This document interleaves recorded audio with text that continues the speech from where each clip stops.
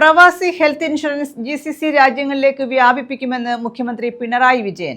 Norka care പ്രവാസി health insurance പദ്ധതി ഉദ്ഘാടനം ചെയ്യുകയായിരുന്നു അദ്ദേഹം.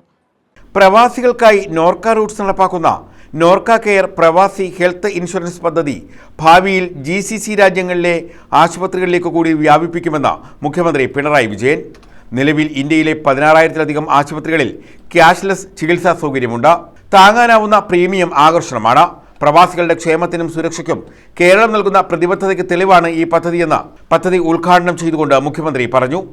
സമഗ്ര ആരോഗ്യ അപകട ഇൻഷുറൻസ് പദ്ധതിയാണ് ഇത് എന്ന പ്രത്യേകതയും നോർക്കയുടെ ID കാർഡുള്ള ലോകമെങ്ങുമുള്ള പ്രവാസി മലയാളികൾ, അതോടൊപ്പം വിദേശത്ത് പഠിക്കുന്ന കേരളീയരായ വിദ്യാർത്ഥികൾ, ഇവരെല്ലാം ഈ പദ്ധതിയുടെ പരിധിയിൽ വരും.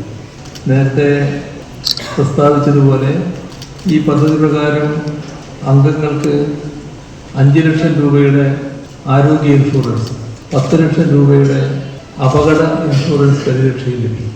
നിലവിൽ ഒട്ടേറെ ഇൻഷുറൻസ് പദ്ധതികളുണ്ട് എന്ന് നമുക്കറിയാം. അവയുമായി താരതമ്യം ചെയ്യുമ്പോൾ പ്രീമിയം നിരക്കിലുള്ള കുറവ് ഈ പദ്ധതിയുടെ ഏറ്റവും വലിയ ആകർഷണമാണ്. മന്ത്രി KN ബാലഗോപാൽ അധ്യക്ഷത വഹിച്ചു.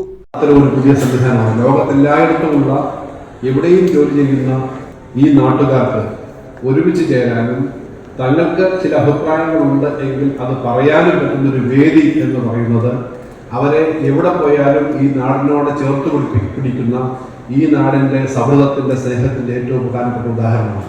ലോകത്തിന്റെ വിവിധ ഭാഗങ്ങളിൽ നിന്ന് കേരളത്തെ സഹായിക്കാൻ പ്രാപ്തിയുള്ള പ്രവാസി കൂട്ടായ്മയാണ് ഇന്നുള്ളതെന്ന് അദ്ദേഹം ചൂണ്ടിക്കാട്ടി.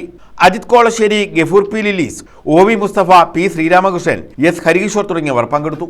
News desk, south vision.